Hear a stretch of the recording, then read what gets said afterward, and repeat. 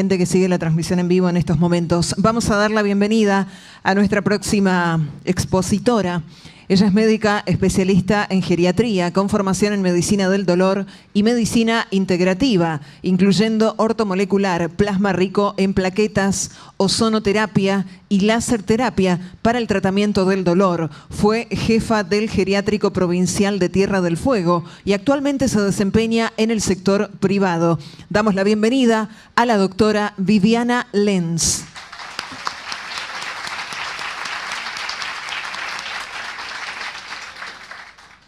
Bueno, gracias. Buenas noches. Les quiero agradecer a todos los presentes, a mis compañeros de lucha y obviamente a la diputada Quirós. ¿Sí? Gracias. Bueno, les voy a comentar, se escucha bien ahí, ¿no es cierto? Brevemente, ¿sí? El caso de 2 pacientes, obviamente son muchos más, ¿sí? Esto representa la gran mayoría de los pacientes que han sido envenenados porque ninguno de ellos sabía el contenido real, porque si no, no se hubieran puesto veneno, y mucho menos sabían los efectos adversos a corto, mediano y largo plazo, ¿sí? Bueno, el primer paciente, los 2 pacientes, o sea, tengo consentimiento de los familiares y del paciente, ¿no? Para comentar estos casos. José Olivares. José Olivares es un paciente que lamentablemente hoy ya no está con nosotros. Tenía 80 años, con una enfermedad pulmonar obstructiva crónica, gastritis, ¿sí? Crónica, síndromes geriátricos, insomnio más que nada, no grandes cosas, sin otros antecedentes patológicos. Cuando consulta conmigo, ingresa por una molestia en epigastrio en el mes de abril de este año, acompañado por sus hijas. Y José, obviamente, opta por un tratamiento quimioterápico. ¿Sí? Quimioterapia, 3 ciclos, y también se hizo tratamientos complementarios conmigo. El diagnóstico, como les dije recién, es un adenocarcinoma de la mucosa gastroesofágica grado 4 invasor, con metástasis en pulmones y también en hígado, ¿sí? Ese era el diagnóstico del paciente. O sea, se comportó como un turbocáncer porque en el plazo de 3 meses José se nos fue, ¿sí? ¿Qué tenemos de antecedente? Bueno, las inyecciones COVID, ¿sí? 2 Sputnik y una Pfizer. Ese es el dato diferencial, digamos. ¿Cómo se comportó? Bueno, a partir de que tenía el diagnóstico, porque él concurrió conmigo ya con el diagnóstico, comienza con una epigastrialgia severa, disnea clase funcional 4, astenia, dinamia. Ya sus últimos días estuvo postrado porque no podía caminar, pues le dificultaba la marcha, le provocaba mucho dolor y disnea. Bueno, y fallece en el brazo de sus hijas, yendo al hospital.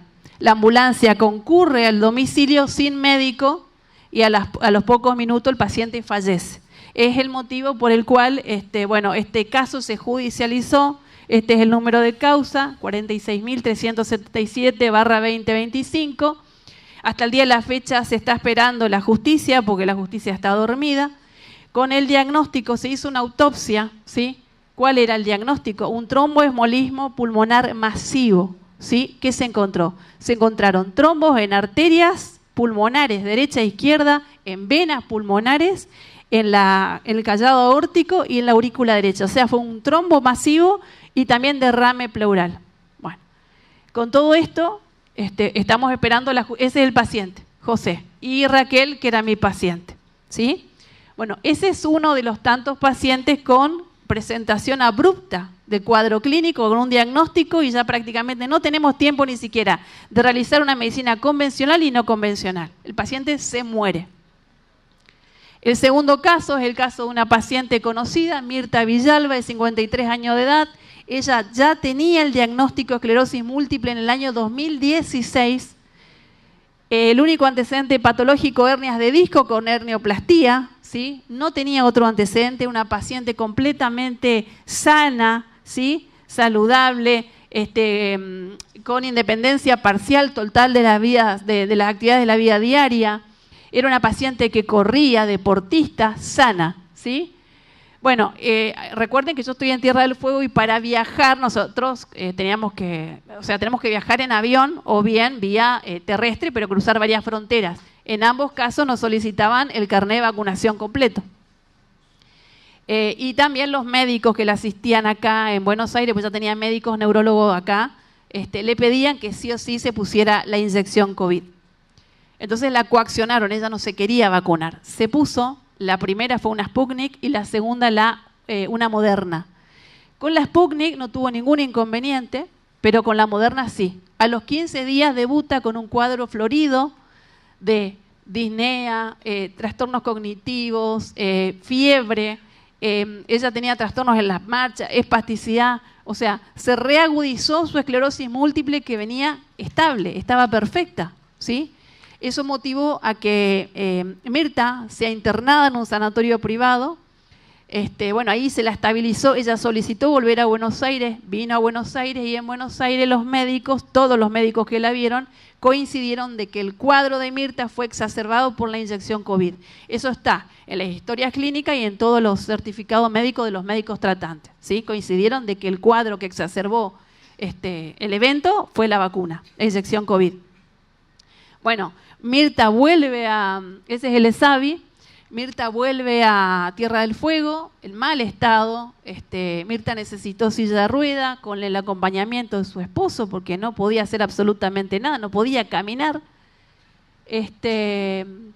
Y bueno, y en ese momento, en una determinada situación, Mirta comienza a descompensarse. Ella tiene obra social. ¿Qué pasa? La obra social no se hacía responsable de la internación ni del tratamiento de Mirta. Necesita, sí, obviamente, la internación, motivo por el cual concurrimos al hospital y el hospital tampoco se quería hacer cargo de Mirta porque Mirta tenía obra social, o sea, se tiraban la pelotita de un lado al otro y en definitiva tuvimos que hacer varias denuncias para que la puedan internar a Mirta. Bueno, estando internada hasta en terapia intensiva, la acompaño a hacer la denuncia judicial a su esposo. Otro caso judicializado, donde la jueza Cecilia Cataldo y el fiscal mayor Bramati, los voy a nombrar porque desestimaron la causa de Mirta. Nuestro abogado, el doctor Luciani, apeló y hace unos días atrás me avisó que desestimaron la causa. O sea, ¿qué quiere decir?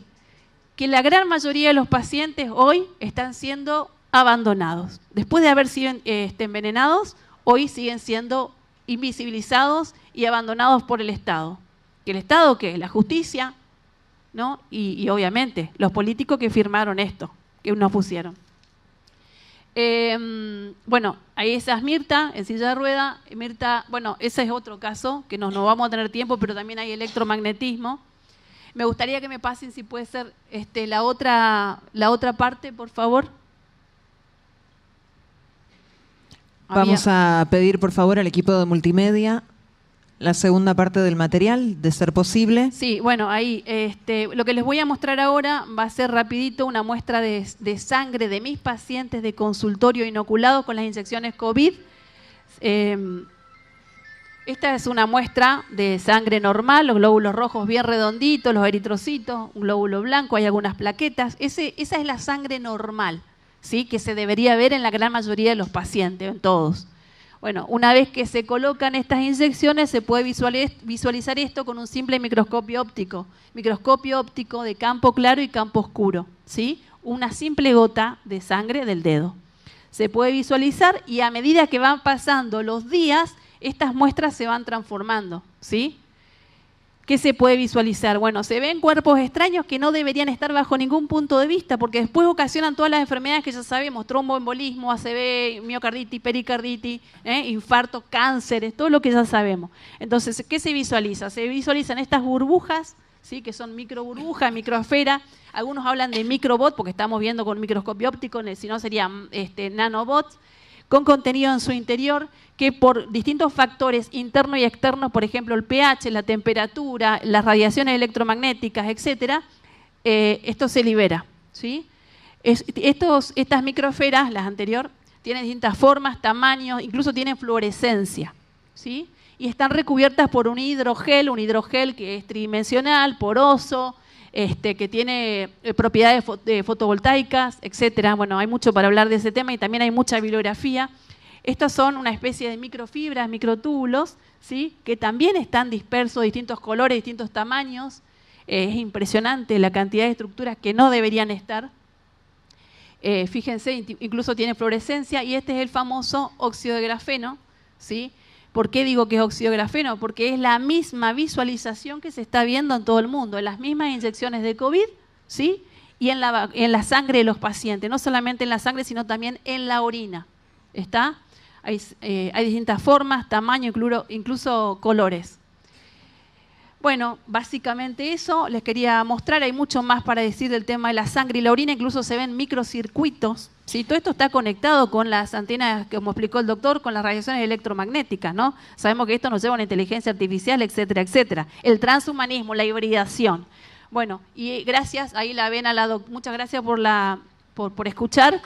Y la doctora, le quiero un homenaje pequeño a la doctora Miriam Dietrich, abogada, ustedes muchos la conocerán, una gran luchadora, ¿no? Que falleció este año justamente por cáncer. Ella no estaba inoculada, pero ya sabemos que acá hay otros factores.